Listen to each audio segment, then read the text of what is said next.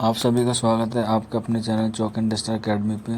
और अभी ये इन्फॉर्मेशन आई है अलीगढ़ मुस्लिम यूनिवर्सिटी से कि अलीगढ़ मुस्लिम यूनिवर्सिटी के जो एग्ज़ाम कंट्रोलर हैं उन्होंने डेट शीट जारी कर दी एंट्रेंस एग्ज़ाम की। और बहुत ही अच्छी बात है उन बच्चों के लिए जो अलीगढ़ मुस्लिम यूनिवर्सिटी में एडमिशन लेना चाहते हैं।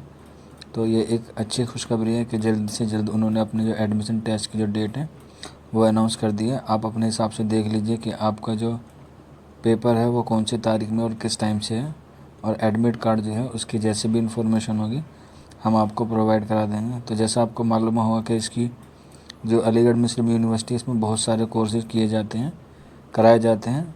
तो उसकी जो पीडीएफ है वो बहुत लंबी है, तो मैं एक एक सब्जेक्ट की तो डेट एंट्रेंस डेट नहीं बता पाऊँगा क्योंकि काफ़ी लंबी वीडियो जाएगा।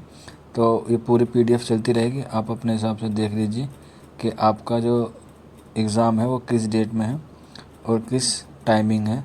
अगर फिर भी आपसे कोई इन्फॉर्मेशन मिस हो जाए तो आप हमारे कमेंट बॉक्स में हमसे पूछ सकते हैं।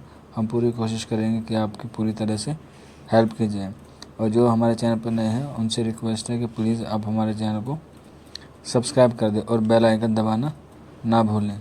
और अगर किसी को इस डेट शीट की पीडीएफ चाहिए तो वो आप हमें कमेंट बॉक्स में बता सकते हैं, हम उसको व्हाट्सएप पे सेंड कर देंगे, या फिर आप अपनी हमें ईमेल बता दीजिए, हम उस पर आपको सेंड कर देंगे। आपको हमारा व्हाट्सएप नंबर दिख रहा होगा।